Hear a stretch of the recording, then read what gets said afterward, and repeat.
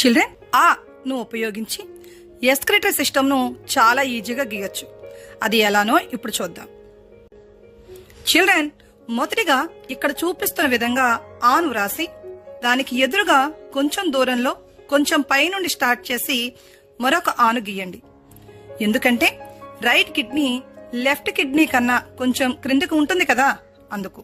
ఇప్పుడు ఆ మధ్యలో ఉన్న లైన్ ను రబ్ చేయండి. ఇక్కడ చూపిస్తున్న విధంగా యురేటర్ మూత్రనాళాలను రెండు వైపులా గీయండి.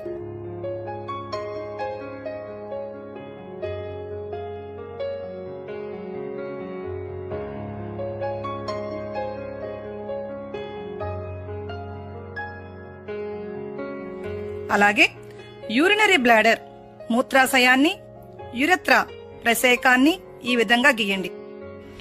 ఇప్పుడు పోస్టీరియర్ వెనకేవ అదో బృహత్సరను గీస్తూ రీనల్ వెయిన్ వృక్కసరను రెండు కిడ్నీస్ లోకి ఇక్కడ చూపిస్తున్న విధంగా గీసి క్రిందికి ఈ విధంగా గీయండి.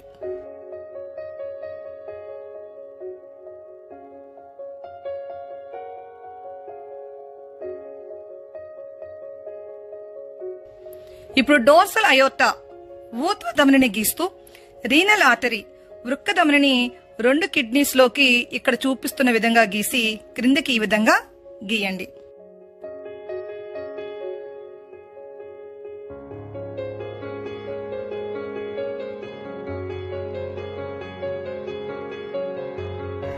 ఇప్పుడు కిడ్నీస్ పైన ఎడినల్ గ్లాండ్ అదే వృక్క గ్రంథిని టోపీ మాదిరిగా గీయండి. బ్లడ్ వెజల్స్ డిఫరెన్స్ చూపించడానికి నేను ఇక్కడ రీనల్ ఆర్టరీ వృక్క ధమనిని షేడ్ చేస్తున్నాను. చిల్డ్రన్, ఇప్పుడు డయాగ్రామ్ ని డార్క్ చేయండి. చిల్డ్రన్, యురేటర్ యూరినరీ బ్లాడర్ లోకి తెరుచుకునే ప్లేస్ లో ఇలా డాట్స్ ని పెట్టండి. అలాగే ఎడినల్ గ్లాండ్ ని షేడ్ చేయండి. చిల్డ్రన్, ఇప్పుడు మీ డయాగ్రామ్ రెడీ అయ్యింది కదూ, మరి పార్ట్స్ లేబుల్ చేద్దామా? సో చిల్డ్రన్, చూసారుగా ఎంత ఈజీగా ఎస్క్రిటరీ సిస్టమ్ విసర్జక వ్యవస్థను ఆను ఉపయోగించి గీయొచ్చు. All the best children.